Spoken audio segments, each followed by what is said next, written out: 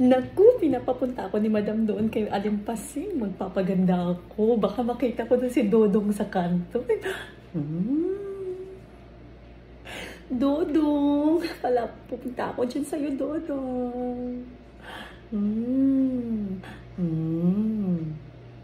Ako, si Dodong, magagandahan yun sa akin. Si Dodong, pag nakita ko ni Dodong. Dodong, punta na ako dyan, Dodong. Hintayin mo ako, Dodong, ha? Ay, naku, Dodong. Kita tayo, Dodong, ha? Dodong. Hindi malalaman ni Madam na lalabas ako. Magkikita kami ni Dodong. Dodong. Dodong, I miss you, Dodong. Ako, magagandahan yun sa akin si Dodong. Thank you, Madam. Pinalabas mo ako, Madam. Lagay ko itong mga clip kasi makikita ako ng Dodong ko. Hey, Dodong. Ay, naku, magagandahan yun sa akin si Dodong. Dodong, andyan na ako, Dodong, ha? Madam, alis na po ako. Punta po ako kay Alimpasing. Babalik po ako, Madam. Lagot! Kita na kami ng Dodong ko. Lagot ka na talaga, Alimpasing. Maniningil na talaga sa'yo si Madam. At saka ikaw, Roslina. Ay, naku, nakapagigil ka talaga. Akala mo, ang ganda-ganda mo. Lagot ka talaga kay Madam Tising. Alimpasing! Alimpasing, si Marites ito. Roslina! Alimpasing! Buksan yung pinto! Alimpasing!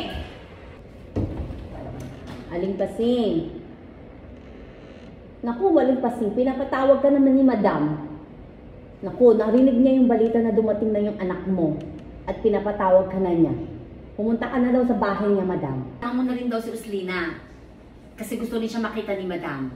Gusto siyang kurutin sa singit ni Madam. Sama mo si Roslina, Alimpasing. Bilisan nyo na. Alis na kayo. Punta na kayo dun sa bahay. Anong problema mo, Inday, ha? Bakit mo ginugulo ang mami ko, Inday? Nananakot ka pa dyan? Hay naku, sabihin mo kay Madam Tising maghintay siya. Ako pupunta sa bahay niya. Mamadali kayo para kayong tatakbuhan. Magbabayad naman ang tao Umuwi ka na doon, Inday. At alam ko, gusto mo lang lumabas, gusto mo lang makipaglandian kay Dodong. Kala mo hindi ko alam? Na jowa mo si Dodong dyan, yung hardinero dyan sa kapitbahay. Malis ka na. Punta ka na dun sa Dodong mo, Inday. Mami, huwag ka na mag-alala, Mami, okay? Ako na pupunta dun kay Madam Tising. Ako na magpapaliwanag na wala pa tayong pambayad. Hayaan mo na. Ako na ang bahala kay Madam Tising na yan. Pahinga ka na lang dyan, Mami. Kasi masama yung pakiramdam mo, napagod ka sa pamamalansya mo, Mami. Ako na lang bahala, okay? Mapapaamo ko din yan si Madam Tising. Naku, mapapaamo ko yan, Mami. Don't worry, okay? Anak, pag pumunta ka kay Madam Tising, huwag kang magmamatapang doon, ha? Humingi ka ng pasensya. Kamo makakabayad din tayo at hindi ako nakapunta at masama nga ang pakiramdam ko. Huwag kang masyadong magmataas doon, anak, okay?